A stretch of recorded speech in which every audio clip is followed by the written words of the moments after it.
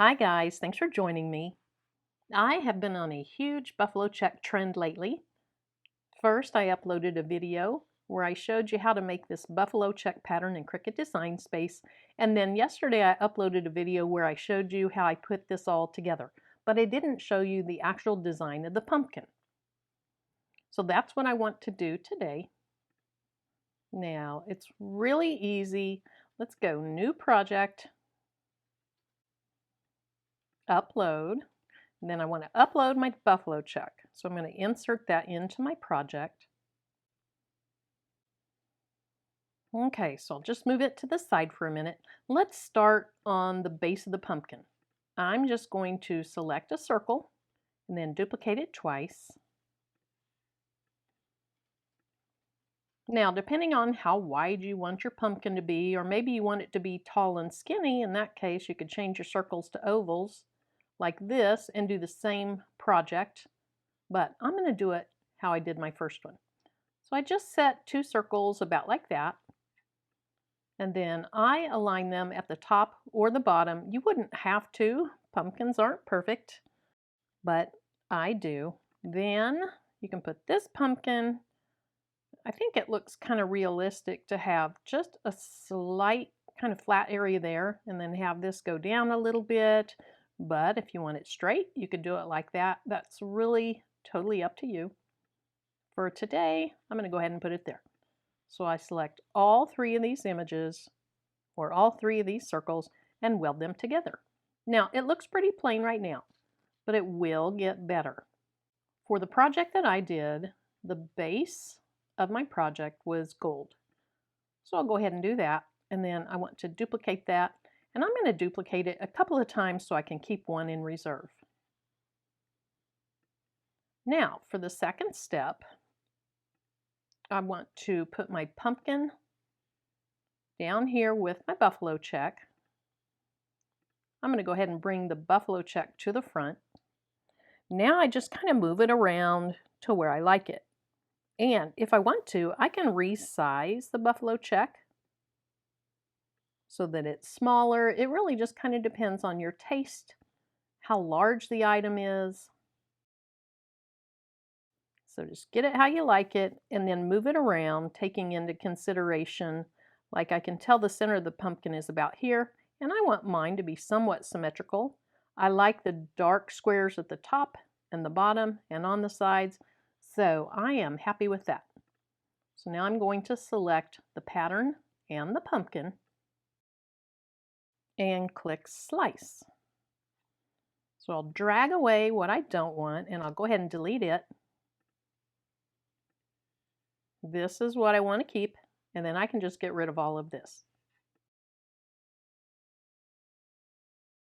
So far, here's what my project looks like. But I want to put a line around, or a black outline around this. It just makes it easier for me to know what to weed, what to keep, and I think it gives it just a nice outside finished look. So I'm going to duplicate my original pumpkin, and I'm going to make it just slightly larger to use for that outline. Now let's bring the one that's in the back front. It's the smaller one, and then I'll turn it black just so we can see the size of outline we would get. Okay, if we do it like this, that's what we're going to get. Remember, this smaller one is the same size as this pumpkin. So we don't want to make it any bigger. If we want a larger outline, we need to enlarge the back pumpkin. So I'm going to make it just a little bit larger and then put my black on there. I'll select both of those, and then I'm just going to say center vertically and horizontally. Now I'm going to slice. So this outside that's left is going to be the outline of my pumpkin. So I'll turn that black, and it really wouldn't matter if you turn them black first or afterwards. Okay, so I can see a little bit of white right there. So I think what I'll do is I'll try to just pick both of those and say align center vertically and horizontally. Now hopefully all of my white gaps go away. If they don't, then you could make your outline slightly smaller so that it barely overlaps your stripes and your solid squares. In this case, I think I'm okay. Let me blow this up a little bit so I can see. So we'll go ahead and we'll click weld.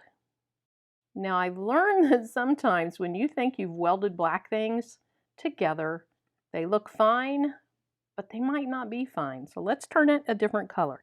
All right, see right here, that did not get welded. So I'm going to go back again. Okay, so I'm back to where it's not welded. I'm going to make this just slightly smaller so that it will overlap everywhere. And then center horizontally and vertically. Weld. Now let's check it again. Okay, so scanning this, it looks like everything is perfect. Let's go ahead and turn that back to black. Now the last thing I need to do on this part of my pumpkin is give it a stem. And I just kind of get creative. What I did to make my stem before was I clicked on a circle and I made it a lot smaller. I duplicated it and then I just overlapped like this and I sliced. And all I want to keep is this piece right here. Then what I did is I took a square and I just clipped off the bottom. So select your square, hold the command down, add your little, what's going to be the stem to it, and slice that. Then I took it to the top and get this rotated just a little bit. I didn't want it to be curved over so much. So I sliced this, so I have my square selected, add my little stem to it and slice it again. All right, let's delete all this excess. Now, if you're happy with this stem, then you can be done. You put it down here and you weld it to it. On mine, I wanted the base to be a little thicker without the top being thicker, so I duplicated it and then I turned it this way a little bit so that I could overlap the top pretty much, but have a wider base. Just about like that. I welded those together, and then I think I cleaned it up again with another square. I think the top of it looks fine. So all we're going to do is clean up the bottom of it. Again, by using the slice function. So my box is selected, add my little stem to it and slice it off. Okay, we'll get rid of all the excess here. We'll add this stem down onto my pumpkin. If you don't like the angle it's at, you can always turn it a little bit. It's selected. I'm going to hold down Command and add the pumpkin part to it and then weld them both together. Okay, so here's what we have so far. So the only thing I need to do is add my words.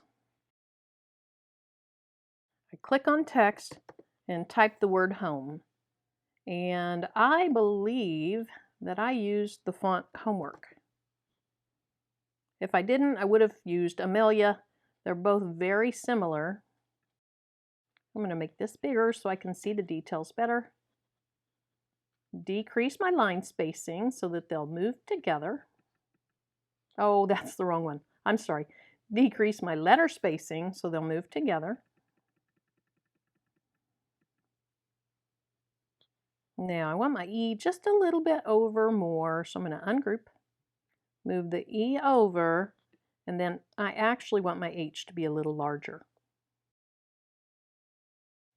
I'm happy with the way that looks, so I'm going to go ahead and weld those, I'll go ahead and turn those red.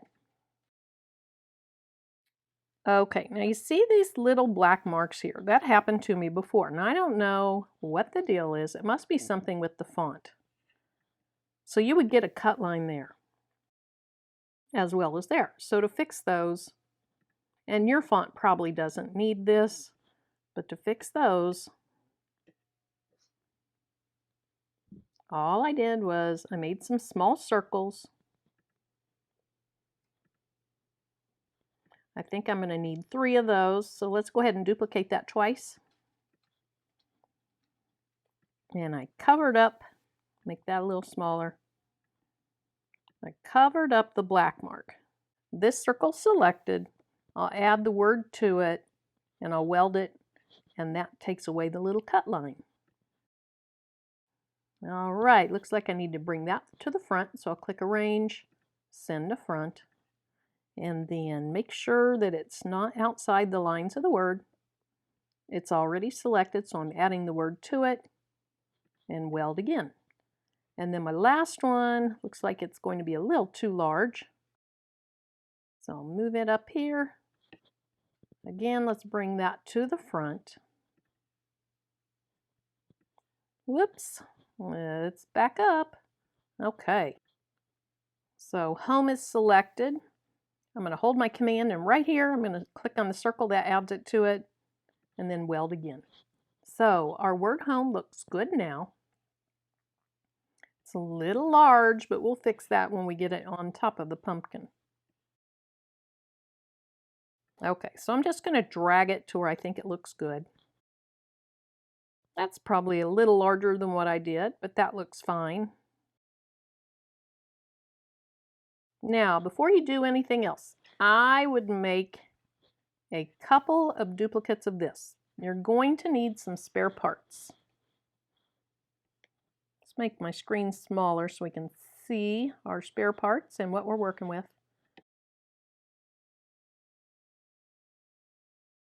Okay, dragged everything off of that. All right, do this the hard way. That's okay. Okay, so here's the layer we're going to work with. So you want to get everything set the way you want it. Let me get this fixed again. Center it vertically and horizontally. Oh, I added my stem, so that doesn't quite work. So I just have to drag it over it. There we go. Now, the word home. All I did was I sliced the word home out of my buffalo check. However, if you're putting this on a shirt or something like that, you would want to slice it out of the buffalo check and the gold layer. So first, let's get rid of the gold layer. Let's see which gold layer I want to hide. Third time's the charm. Okay, so I'm going to select both of those, click slice, and then I'm going to drag off what I'm going to keep. Everything else is ruined, and that's why we're keeping copies of things.